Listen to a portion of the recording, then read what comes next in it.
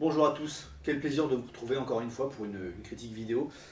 Nouvelle vidéo, nouveau retour rapide sur la chaîne Déconfinement filmé, sur un film de production française et de réalisation française. Novembre, qui est sorti la semaine dernière, pas du tout, il est sorti là mercredi. Petite présentation du film rapidement, c'est dingue, il y a du soleil, je croyais qu'on était en automne, rien à voir. Présentation du film. C'est un film qui retrace les événements du 15 novembre à Paris, à savoir de multiples attentats terroristes orchestrés à un moment précis et de manière simultanée au sein de la capitale. Sauf que dans ce film, on va s'intéresser plus précisément à la gestion de cette crise en interne, et donc le film va axer son propos et son récit sur cette incapacité, entre gros guillemets, à gérer cette dite crise. Alors pourquoi, entre guillemets, l'incapacité? Parce que la volonté du réalisateur, Cédric Jiménez, c'est de pointer du doigt, en fait, ce dysfonctionnement global, ok. Voilà, donc Paris, 15 novembre, on a un superbe plan large. J'attaque direct la réal, comme ça, voilà, je me laisse un peu porter par le truc. J'ai pris quelques notes, mais après je vais partir totalement en cacahuète. Donc Paris, 15 novembre, superbe plan large sur la vie de Paris. Est-ce que c'était un plan zénital? Je ne crois pas. Non, non, c'est vraiment un plan large sur Paris. Flash Info News avec le président. C'était qui le président? C'était... mince, je suis désolé. Oh, le trou du cul. Plan B. Plusieurs attentats ont lieu au même instant dans la capitale, donc du coup, et là on a tout de suite le rythme qui part en couille direct, très fort, avec des chants contre chants, des gens qui parlent, des appels, on voit qu'ils sont en mode procédure, mais procédure d'urgence. Voilà, le rythme part très fort, tac tac tac, des gens qui parlent vite, mais malgré tout de manière distincte, c'est pour ça que j'insiste sur le côté que tout est éloquent. Donc ils appliquent des procédures d'urgence au sein des bureaux de la cellule de crise de Paris. Voilà. On suppose que c'est ça, ça vraiment... c'est pas la CTU quoi, mais, mais ça doit être ça, c'est gestion de crise. Voilà, à noter que la tension est super bien gérée, donc réal de qualité. On est emporté directement par le film. Vraiment directement, on est mis dedans, le rythme est bien taffé quand même. Pour ce qui est du synopsis, c'est ça, on va vraiment partir sur les attentats, la façon de gérer cette crise et la façon de gérer la crise, donc la dite crise après même les événements. Donc le deuil, retrouver les terroristes, voilà, il y a des moments d'infiltration de Special Ops, donc le GIGN, mais avant ça, on a un Jean Dujardin en fait qui a été dépêché à Athènes, en Grèce, parce qu'ils avaient perdu la trace du terroriste à l'époque. Donc voilà, là c'est des special ops en Grèce, je crois. Si je dis pas de bêtises, il me semble que c'est ça. On sait très bien, donc là je reviens directement sur le réalisateur, Cédric Jiménez, il aime traiter des films de société, avec un contexte géopolitique particulier, même voire de politique intérieure au final, tout est lié. Donc c'est lui qui avait réalisé Bac Nord, bien évidemment, ça a été le gros coup marketing du film, la grosse com. Et honnêtement, on capte tout de suite le délire de Jiménez, il n'y a pas de souci, voilà, il gère très bien l'action, la tension et le rythme. Là-dessus, aucun problème, vous n'allez pas vous endormir, faites-moi confiance.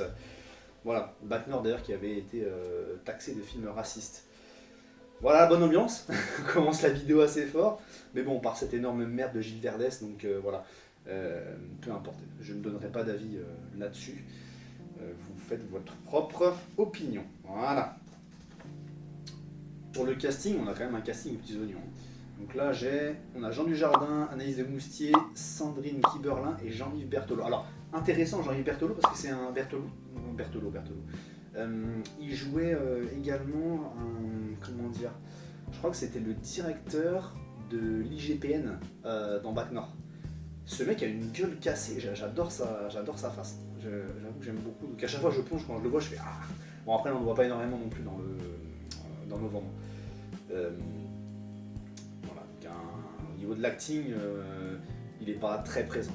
Jean Dujardin, alors peut-être que c'est moi, je ne l'ai pas trouvé exceptionnel. Alors il fait le taf, mais franchement je sais pas s'il a le charisme pour jouer ce genre de rôle. Alors pas le charisme pour le rôle, je dis pas qu'il a pas de charisme, évidemment j'ai pas besoin de le notifier, mais c'est quand même important de le dire.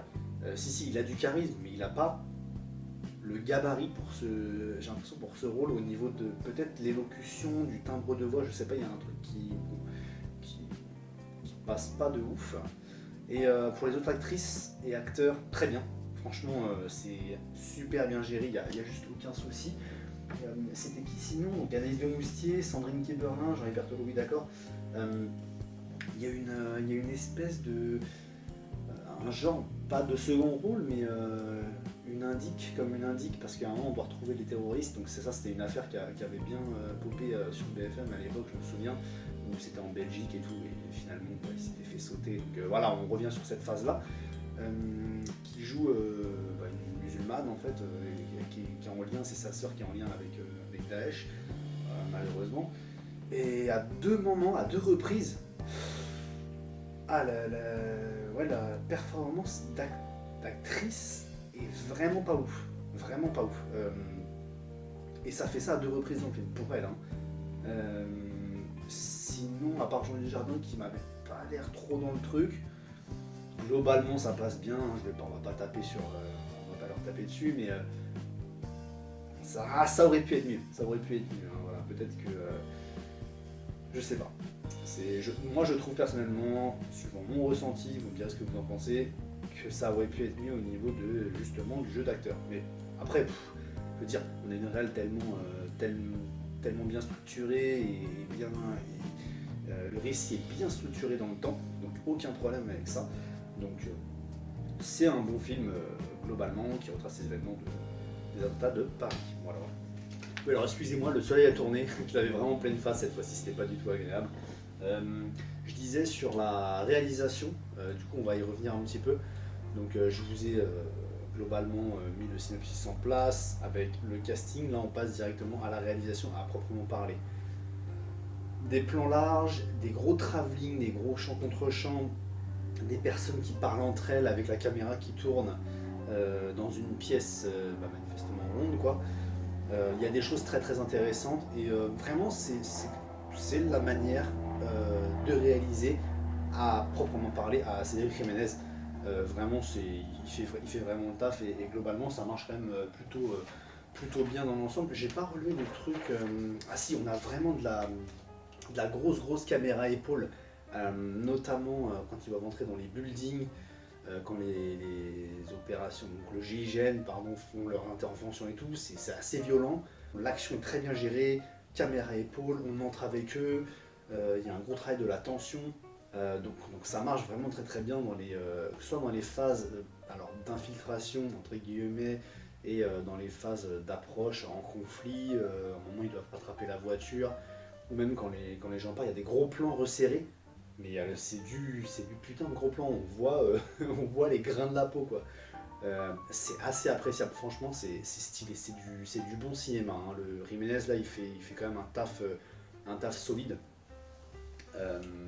Après je sais pas, est-ce qu'il aurait fallu voir Flutuaner Mergitur là qui est le film documentaire Netflix qui retrace les... Non parce que c'est vraiment un documentaire, donc là on est vraiment c'est séparé en 3 ellipses, donc le 13, le 14 et le 15 novembre.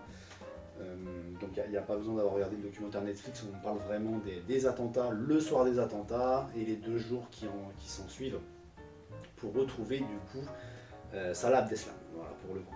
Et d'autres, non mais j'en dis pas plus que ça, de toute façon vous les connaissez, hein, vous les avez vus sur BFM, le matraquage médiatique. On en parle aussi un petit peu, hein, il aime bien parler des médias aussi Cédric. Sur la réalisation, je vais avoir fait le tour, j'ai pas de truc. Vraiment, cette caméra épaule qui marche super bien dans les moments d'action. Thumbs up pour le coup, j'adore. Et écoutez, on va pouvoir transitionner. Est-ce seulement un mot? On va pouvoir directement faire la transition sur le son. Alors, le son, la bande-son est incroyable. De toute façon, il avait déjà montré qu'il savait bien gérer les sons, mais là on est plus sur des sons d'ambiance, des sons un peu électriques, un peu secs, un peu froids. Quand ça tire dans l'appart, les sons des armes, clac, clac, clac.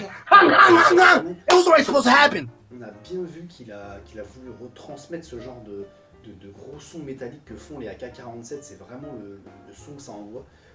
Et même les armes des special ops hein, qui sont c'est des armes en métal, quoi. Donc ça fait du gros son qui réverbère et c'est incroyable. On sent on vit de l'action. On vit de l'action grâce au son. Donc là, je parle des sons en général. Hein. Donc, son d'ambiance, son des armes, son de. Voilà, globalement. Pour ce qui est de la bande-son et des musiques, musique d'atmosphère, musique d'ambiance, pareil, c'est vraiment pas mal. C'est vraiment ce qui va principalement aider à faire monter la tension dans ces moments-là. Une fois que tout cela est ficelé et qu'on a un récit qui correspond à peu près à la réalité, parce qu'il considère ça comme une fiction, parce que sinon ça remet en doute les éléments d'enquête, etc. Vous allez voir, au début du film, il y a une espèce de message qui nous dit ça. Voilà, pour finir sur le son, impeccable, vraiment. Faut aimer le cinéma Jiménez, tout simplement. Et si c'est le cas, vous allez vous faire plaisir. Et je me suis fait plaisir. Il n'y a pas de moment où ça m'a sorti. J'avais eu peur de ça. Il n'y a pas de moment où ça m'a sorti du film, dans la mesure où... documentaire, non, pas du tout. Pas du tout, c'est même les petits flash infos, les petits inserts de flash info. Voilà, ça fait juste très vrai, j'avoue que c'est très... même leur manière de parler et d'aller interroger, le fait de Jean Dujardin qui s'adresse à toutes les personnes travaillant dans les bureaux là, vous pouvez largement aller voir 15 novembre. Je pense que vous allez passer un bon moment, enfin, notamment si vous aimez les films un peu action, thriller. Je sais pas comment trop le qualifier parce que ça se base quand même sur des faits réels, mais ça reste de la fiction. Du fait de l'enquête, je pense qu'il voulait pas avoir de problème, mais bon, il avait eu déjà quelques problèmes avec Batmore. Donc voilà pour mon retour. Au niveau de la lumière, c'est toujours très lisible. Au niveau de la lumière, c'est toujours très lisible, très clair. On voit à peu près tout ce qui se passe, même dans les phases d'ombre. Dans les phases très sombres, très ombragées. Non, c'est quand même relativement clair dans l'ensemble. C'est même d'ailleurs assez joli quand la caméra tourne au niveau de, je crois que c'est dans le 93, là, à Saint-Denis, où on voit les blocs en fait. Et la nuit tombe et tout, il y a des belles lumières, enfin vraiment il arrive à rendre tout quand même plutôt lisible. Donc, un film à aller voir sans aucun problème. Voilà, ce sera tout pour moi, je vais conclure là-dessus, c'est un très très bon film, enfin juste un bon film. Voilà, ça se laisse regarder, c'est une bonne réalisation, ça fait le taf, vraiment de bout en bout. Et on ne va pas passer les 2 heures, si toutefois il fait 2 heures, je ne sais plus. Écoutez, n'hésitez pas à liker, commenter, partager, surtout commenter, histoire qu'on puisse un petit peu échanger avec la commune, c'est important pour nous. Et pour le partage, bon après c'est un petit bonus, hein, mais bon, on fait ça tout à fait détente chez Déconfinement Filmé. Portez-vous bien et allez voir des films comme cela, ou même des films cultes. Deuxième explosion au Stade de France. Deuxième explosion, courez. Barrez-vous. Il y a des attentats. Des explosions aux abords du Stade de France. 3 au total à partir de 21h17. La nuit d'horreur vient à peine de commencer. Les 10e et 11e arrondissements de la capitale sont ciblés par des attaques. Des fusillades aveugles à des terrasses de cafés et de restaurants, comme au Petit Cambodge et au Carillon, rue Alibert. Je vois en fait à ce moment-là une voiture avec un mec cagoulé en noir et qui tirait comme ça, devant. J'ai directement crié. Même scène quelques minutes plus tard à la Bonne Bière, rue de la Fontaine-au-Roi, puis à la Belle Équipe, rue de Charonne. Des dizaines de clients, de passants sont fauchés, mais l'opération la plus lourde n'a pas encore commencé. À 21h49, alors que 1500 personnes assistent à un concert de rock au Bataclan, 3 assaillants font irruption et ouvrent le feu. Un journaliste du Monde voisin filme cette scène surréaliste.